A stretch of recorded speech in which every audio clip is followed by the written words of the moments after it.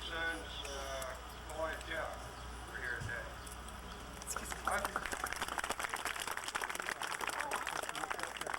been asked more times than I could possibly count what was James Dean really like. And I think to the people that knew him, and especially to the people here in Fairmount, that some of them grew up with him, and some of them just knew him as a kid going up and down the street. He wasn't James Dean at all. He was Jimmy. And I think everyone, even 40-some years after his death and after his fame, they don't think of him as James Dean. They think of him as Jimmy. He liked to have a good time, but he also had a serious side to him.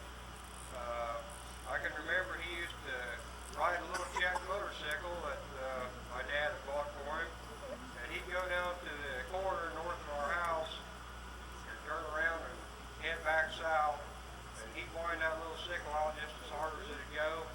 Then he'd lay down on the seat and stick his feet straight out the back. And Dad always kind of got a kick out of it. Mom never really seen any humor in it.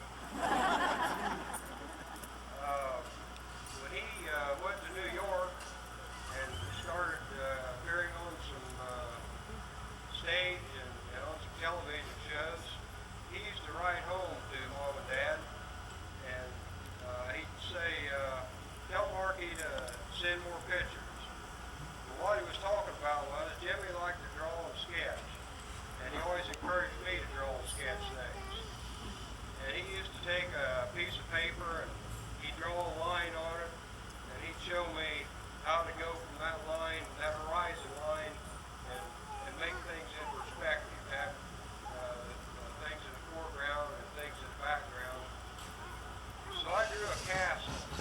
I put towers on this castle, and I put windows and doors. I put bars on it because I really wanted to protect people. And apparently he thought it was more of a jail than it was a castle. I was about 8 years old at the time. And I sent it to him, and I got a reply right back from him. And I'd like to read this letter that he wrote back, and it would kind of give you an idea of the Jimmy that we knew here at Fairmount. It says, Dear Marcus Jr., first I want to thank you for the fine pictures. I feel the urgent need to warn you about something. Anyone at all can draw guns and barred gates with locks on them. Why? Because there are a lot of these things to see. That shouldn't mean that they are good things to draw. We live in a world where these things become very important, and that is bad. You should be aware of that, because you don't have to see too many of these things, because you live on land